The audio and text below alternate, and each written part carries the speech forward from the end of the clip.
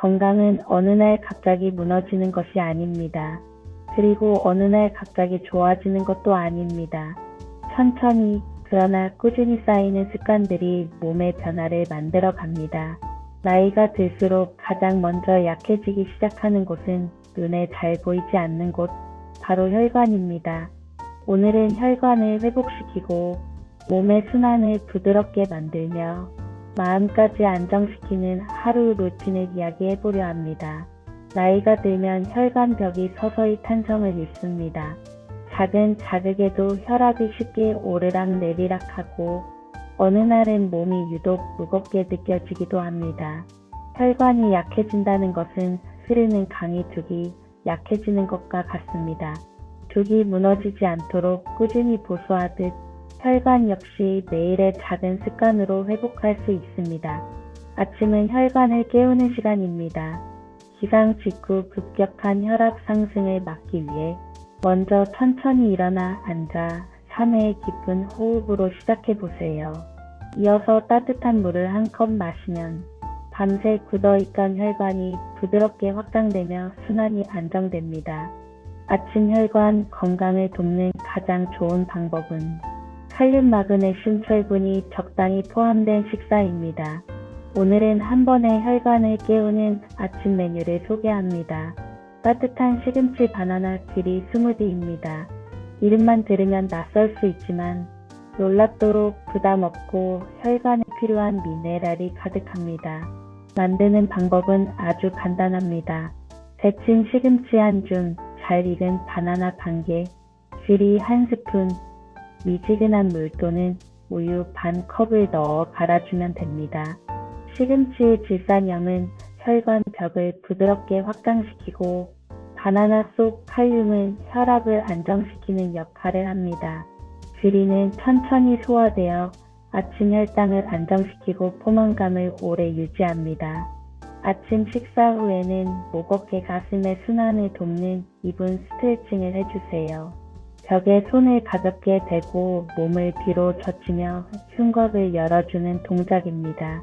나이가 들수록 굽어가는 자세 때문에 심장 앞쪽 통로가 좁아지는데 이 동작은 심장과 폐로 들어오는 공간을 넓혀줍니다. 하루 중 가장 간단하지만 혈관 회복에 큰 도움이 되는 루틴입니다. 점심시간에는 혈관 건강을 위해 항산화 재료를 충분히 섭취하는 것이 좋습니다. 특히 빨간색, 보라색, 주황색 채소에는 혈관을 보호하는 항산화 물질이 풍부합니다. 토마토의 라이코펜은 심혈관 질환 위험을 낮추는 것으로 여러 연구에서 보고되고 있고 파프리카의 비타민C는 혈관 벽의 손상을 줄이며 탄력을 회복시키는 데 도움을 줍니다. 오늘 점심 메뉴는 토마토 올리브 오일 구이 병아리콩 샐러드입니다. 토마토는 반으로 자르고 올리브유 몇 방울을 떨어뜨려 오븐이나 팬에 5분만 구워주세요. 이때 올리브유의 건강한 지방은 라이코펜의 흡수를 높여줍니다.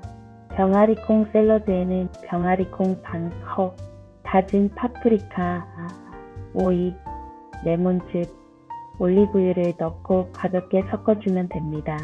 병아리콩은 식물성 단백질과 식이섬유가 풍부해 혈당이 안정되고 장도 편안해집니다.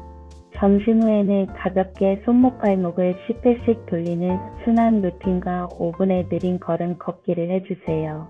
밥을 먹고 바로 앉아 있으면 혈압이 불안정해지고 소화가 더디기 때문에 잠깐의 움직임만으로도 혈관과 장 모두가 편안해집니다. 저녁은 하루의 피로를 내려놓고 혈관이 긴장을 풀어야 하는 시간입니다. 저녁 식단의 가장 중요한 키워드는 부드러움, 따뜻함, 염분 조절입니다. 나이가 들수록 염분에 민감해져 혈압이 쉽게 상승할 수 있으니 소금 사용을 낮추고 자연식 재료의 맛에 의존하는 식단이 좋습니다. 오늘 저녁 메뉴는 당근 생강 수프 두부 버섯찜입니다. 당근에는 항산화 물질이 풍부하고 생강은 혈관을 확장해 따뜻한 순환을 돕습니다. 두부는 단백질로 근력 유지에 도움이 되고 버섯은 면역력을 강화하며 콜레스테롤 수치를 조절하는 데 좋습니다. 당근 생강 수프를 만드는 방법은 이렇습니다. 당근 2개를 작게 썰고 생강 얇게 편으로 2조각, 물을 약간 넣어 부드럽게 끓인 뒤 믹서에 갈아 다시 한번 약한 불에 데우면 완성됩니다.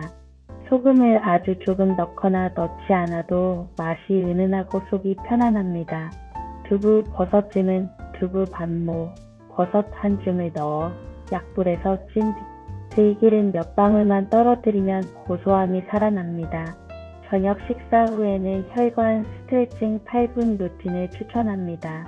첫 3분은 종아리 뒤쪽을 늘려주고 다음 3분은 허리를 세운 상태에서 팔을 위로 올려 천천히 흉곽을 열어주는 동작.